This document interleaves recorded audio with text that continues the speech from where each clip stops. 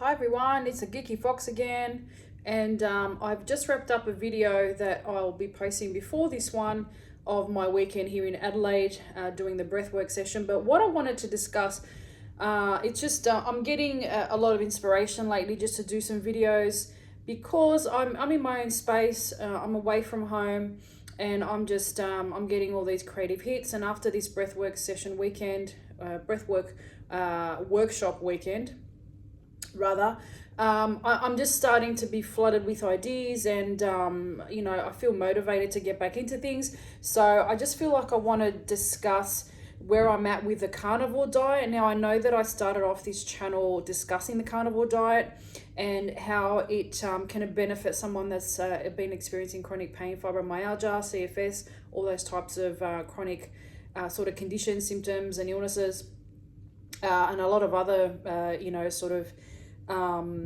illnesses that I have researched that the carnivore diet can help. Now, having done the carnivore diet already for about 3 months, I've been off the carnivore diet for quite a long time now. I have re-engaged with a naturopath, not re-engaged, she's a new contact. She's not someone that I knew. But after reading Dr. Teitelbaums' book, which is titled Fatigue to Fantastic, and if I can, I'll put a picture of it right here for you. So after reading that book, I was redirected to his platform online. So he's got a website. He's got it's quite an interactive one. You can order supplements from his website. You can contact other sort of practitioners, whether it's naturopaths, functional medical practitioners that have gone through his I would assume that if he's got a list of these physicians or alternative health professionals on his website, they have gone through some sort of a training module with him, and they understand how he approaches his clients and how he prescribes supplements and gives advice and all that sort of stuff. So I was really impressed with his book and his way of sort of approaching fibromyalgia and chronic pain and CFS. And I actually found her on his platform online. And, there are supplements that you can purchase from his website. So what happens, I should probably explain a little bit more about his website before I go into my experience with a naturopath.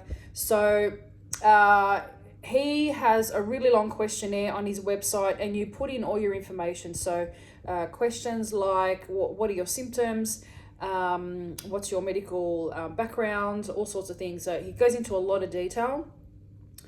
Do you experience depression, anxiety, everything? Are you sensitive to foods? Have you got any allergies? Everything. When did this start? When did your CFS or chronic pain start? Was it a viral infection? Was it a significant life event? Like everything. So you go through this questionnaire, you fill it out, and then it kind of spits out a protocol. And the protocol is, things that you have to do immediately. So things that you have to change immediately that will give you the best result as far as immediate relief from the condition that you have. And then he, has supplement suggestions and things like that. And then you can go on his website and buy supplements at a discounted rate and sort of come up with your own protocol. And I think that it's really good for people that are in a really sticky financial situation. Having experience in chronic pain and CFS for a long time, I can understand how some people can be very strapped for cash, because it does drain your funds, because you are constantly trying new things. It might hinder your ability to generate an income, and it does deplete your funds.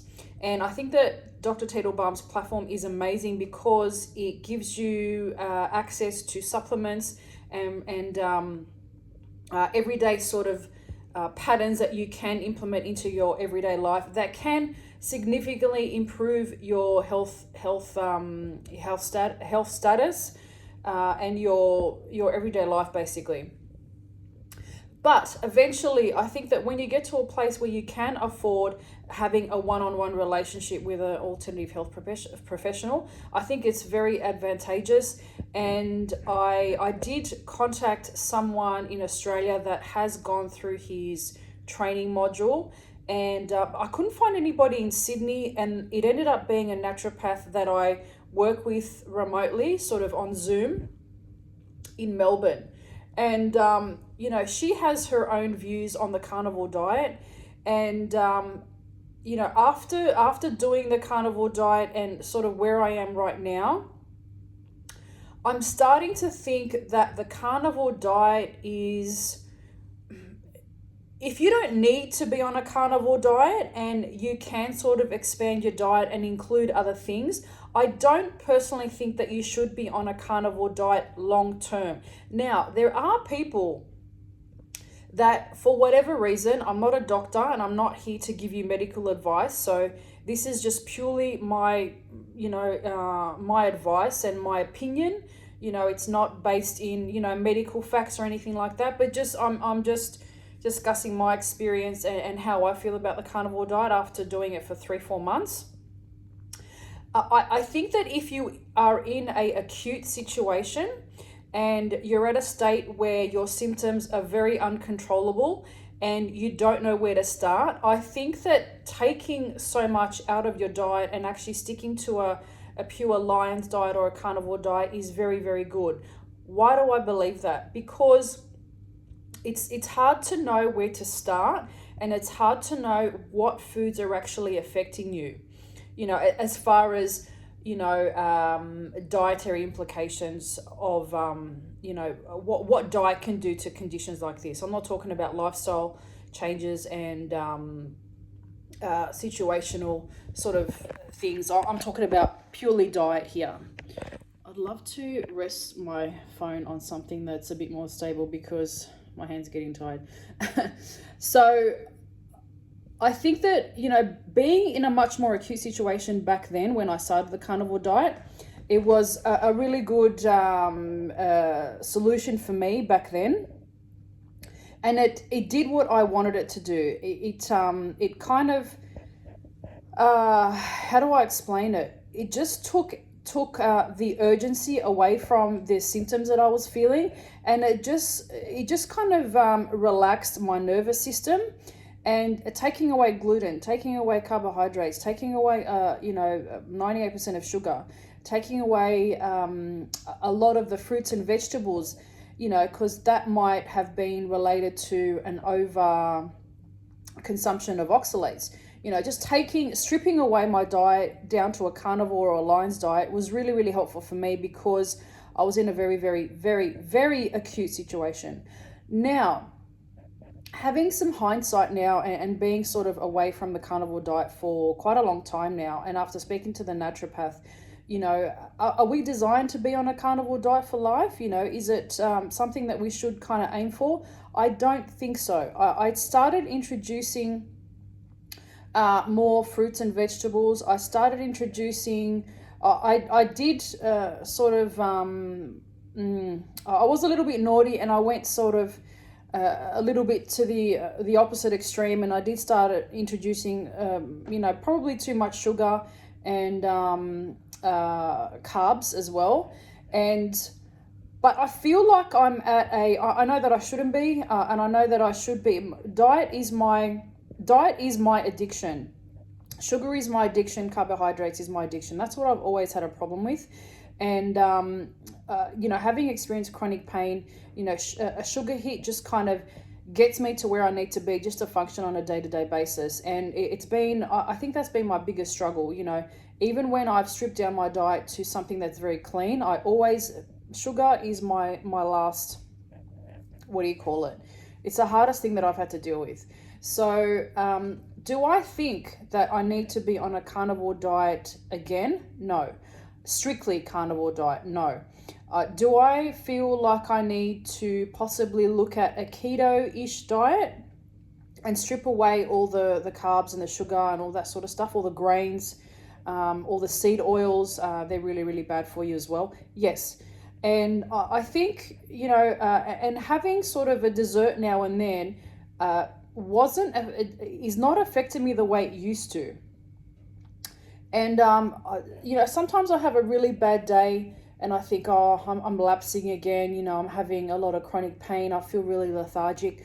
But when I compare my situation now and how I'm feeling to the baseline that I had 6 months ago, a year ago, 2 years ago, 3 years ago, it's dramatically different. It's a lot better. So I need to remind myself that, you know, some days I will kind of like dip, and it is mainly related to the diet that I am on and what I'm eating. And a large part of it has to do with my stress levels as well, but I'm managing that quite well. So and after that, we were discussing it with a naturopath as well, and she's like, look, if you don't need to be on a carnivore diet for the rest of your life, I don't think it's a good idea. We're not designed to eat meat and just meat, you know, and she does agree that I'm on the same path as her. I do believe that a keto-ish diet is probably the best moving forward. And she still has suggested a high protein diet for myself. You know, she's actually suggested a higher protein diet than the normal people for myself, because of how important it is for women to make sure they're managing their hormones and all that sort of thing. So it's based in a lot of theory of the carnivore diet, but it's just introducing some more food groups, and you know, it's constructing a more realistic diet plan that is more, you know, you can sort of have long term. You know, it's very hard to stick to a carnivore diet long term. And I was getting to the point, and my body, I know myself, and I know I was enjoying a lot of red meat and a lot of eggs and all that sort of stuff. I still eat a lot of eggs.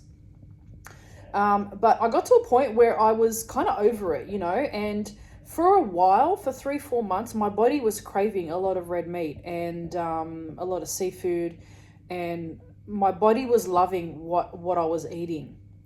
And then I got to a point where I'm like, I can't finish this. This is gross. I can't have any more meat, you know? And I just kind of went off it for a while. And I think your body is the best indicator of what you need to do and how you need to, you know, the types of food that you should be consuming. And I just kind of went with my intuition and went with what my body was telling me. And I started introducing avocado and some vegetables, and some, you know, even a little bit of rice and whatever. I just needed to get back to some sort of normality, because I was actually very limited socially as well, and it ended up being quite awkward when I would go out and I could only eat, you know, red meat and all that sort of stuff. I'm happy to go off seed oils for good. I don't even like seed oils. I love my olive oil. I love my butter. I love my, you know, sort of protein fat. And I'm happy to just, you know, cook with butter for the rest of my life. I don't miss coconut oil. Coconut oil is not bad, but even that, I kind of stay clear of it as well. But any other seed oils, canola oil and all the rest of it, I don't care how healthy it sounds, I don't touch it. So I think that incrementally the little decisions that I've made over time have really benefited the way I'm feeling. And my mental clarity is 200% better than it was 2 years ago. You know, go take a look at some of my older videos and just compare my speech and the way, you know, the clarity of my conversational sort of the way I talk, and you'll pick up on little sort of things, and you'll realize that, you know, my mental clarity is a lot better now. So I definitely believe that. But, you know, if I ever again get to an acute situation and I'm dealing with a lot of symptoms, I probably will revert back to you know, a carnivore diet, a strict carnivore or even Lion's diet. But right now, I don't feel like I need to be that strict. And I'm enjoying the, you know, the more flexibility of introducing some more food groups. So that's where I'm at with the carnivore diet. It's a constant, you know, my journey is never going to end with my diet. It's a learning process, and I'm not the type of person I find my head is always, I feel like I'm very sort of spiritually connected, but I find it hard to be grounded and to understand what my body needs physically, as far as, fuel. So I'm very aware of my ethereal world, of my spiritual world, of my emotional world, but I kind of forget to look after my physical body. And some people are very good like that. They know when they need to eat, and they'll go and have an apple, and so their sugar, their insulin doesn't spike, and then they're very sensible with their eating patterns. But my mind's always sort of ticking away, and I'm very in tune with my spiritual world, and I can sometimes completely forget to eat, go sort of half, 3/4 of the day without eating a meal, and that's not good at all. So I need to make sure that I'm listening to my physical body, because we are in a physical vessel at the end of the day. We're not, although I'd like to, think that I'm more than that, which I am, but, there is a physical component to our being, and we need to look after our physical vessel. So that's where I'm at with a carnivore diet. I just wanted to check in, because I know that some of you have been following my content with a carnivore diet, and you just want to know where I'm at with it. So there you go. That's what's going on in my mind. Now, with the naturopath, she has put me on a few supplements. Should I go into that? I can't even remember the name of one of them. I won't go into that in this video, but I might sort of I'd love to talk to her actually, and interview her, and post a video with us two just chatting away about chronic pain and CFS, and just discussing her connection to Dr. Teitelbaum, and how she sort of, came across his knowledge and that sort of thing. That would be really interesting. But yeah, she's got me on cat's claw. She's got me on like a lion's mane sort of mushroom powder, and a few other things. So what she's actually doing, what she's trying to do with me is she's put me on some immune boosting supplements. So she basically said to me, look, she goes, we're going to go really slow with you because your body's been through a lot. So what we're going to do the first 3-4 months is build up your immune system, build up your ability to fight, sort of inflammation and that sort of thing. And then down the track, she has clarified that I probably need to go on a mold detoxification protocol, and that will be my stage 2. So even though carnivore diet was cleaning up a lot of crap within my body and it was helping me detox, I don't think it was actually fixing the root cause of what was going on, which was a mold infection, which was the post-viral sort of EBV, the glandular fever symptoms and all that sort of stuff. So I don't think the carnivore diet would have fixed my core issue anyway. I think that it wasn't masking the problem. It was it was like putting a really nice calming cream on a burn. It wasn't fixing the infection. It wasn't fixing the problem, the core problem. It was just kind of like soothing the symptoms, which did help for a very long time, and it kind of gave my body a bit of a rest, as opposed to trying to process sugar all the time and that sort of thing. So it gave my body a huge rest, and it gave it space to concentrate on maybe addressing the post-viral symptoms and that sort of thing. But I think the root cause of my issues are definitely a mold problem, and that's spanning back to my trip as well in the UK, oh my God, it's almost been 15 years now. So I think that I actually, I think I got a double whammy. I think I got Epstein-Barr virus and I got a mold infection. Thanks, UK. Far out, man. I swear to God, I should have just listened to my intuition and went to some fucking Greek island. I don't know why I went to the UK. Sorry, UK, but your weather is shit. I love you, but UK is beautiful, but it was way too cold for me. I'm scared. I don't know whether I could ever go to the UK, back to the UK ever again, but I'm a bit traumatized. But I do think that I picked up on a mold infection in the UK as well. And I also lived in an apartment for a couple of years where mold was a huge issue, and it had gone through all of my wardrobe without me even realizing. I only realized when half of my wardrobe was full of mold, all of my clothes, and I had to chuck a lot of the shit out. I had to dry clean a lot of my other clothes as well that I really didn't want to throw out. And I think that I've got a mold infection, definitely. I think I definitely do have a mold infection that I need to deal with. So that is my second stage, and that's what the naturopath will be working on with me, down the track, probably in about another month. And then what I'm really disappointed about, and I'm just happy to go with what my body's doing, but what's happening with these immune boosting supplements is that I put on about 4 or 5 kilos, and I'm not too happy about that. And is it getting me down? I know that I know that I just have to go with it, and it's part of the detoxification process. And I think that what your body does, as she explained as well, is that when you are on immune boosting immune boosting supplements, your body the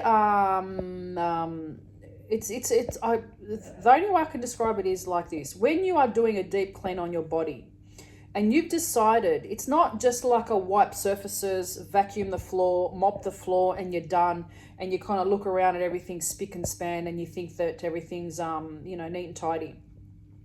Those deep clean sessions where it's kind of spring, you know that you've got an area under the stairs that needs cleaning, and you've got all sorts of crap there from fucking 1985, and you've got stuff in the attic, and you've got stuff in your kitchen cabinet that's been there for 5 years, and you need to throw all that shit out. I'm talking about a real deep clean, like the carpet cleaning kind of stuff, the steam cleaning, all the stuff that you get around to probably once a year, dry cleaning your curtains, whatever. All those crevices in your home that you really don't want to deal with because you know that they just take up too much time. So what happens when you are in a sort of deep clean with your home? There's shit everywhere. You're pulling stuff out from cupboards, you're pulling stuff out from under the stairs, you're pulling stuff out from the fridge, from behind the fridge, from cabinets that you haven't opened up for, 2 years. So it's stuff that you forgot that you had, and this analogy is a good one because it just kind of makes me understand what's going on with my body. Things are being pulled out from, the supplements have boosted my immune system, and my immune system's just slowly drawing out stuff that's been there for a very, very, very long time.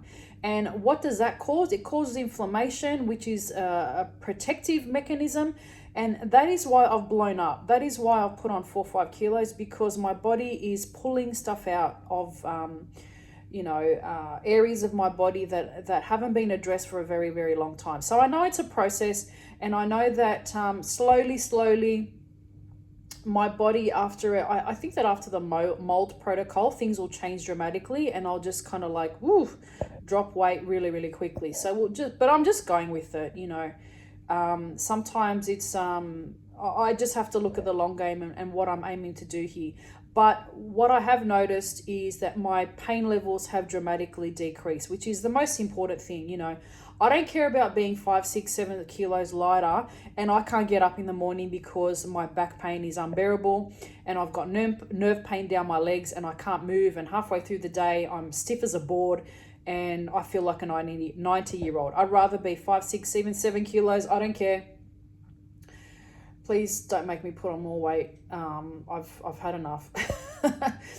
My clothes are starting to feel very, very tight. But I don't mind putting on weight temporarily if it means that down the track, I am going to have a better result. So that's where I am at the moment.